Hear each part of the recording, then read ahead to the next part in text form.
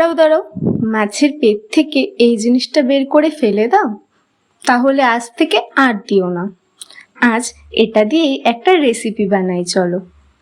এটা বানালে গরম ভাতে আর কিচ্ছু লাগবে না। জানো, মাছের পেট থেকে এই তেল পটকাটা বের হলেই ছোটবেলায় মা বলতো, আজ তোর পছন্দের ঝালটা হবে। কিন্তু এই আলু বেগুন দিয়ে মাছের তেল পটকার গন্ধটা উফ, পুরো বাড়ি ম ম করে।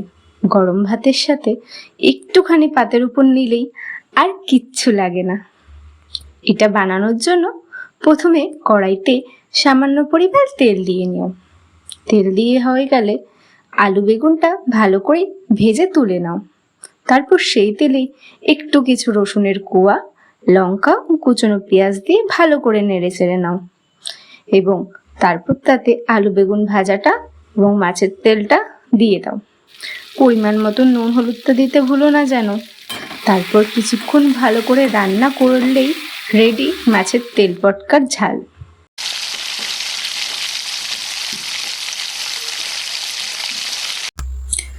তোমাদের বাড়িতেও কি এই রান্নাটা হয়? তোমরা কে কে এই রান্নাটা খেতে ভালোবাসো আমাকে কমেন্টে জানিও। আজকের মতো এইটুকুই, দেখা হবে পরের ভিডিওতে।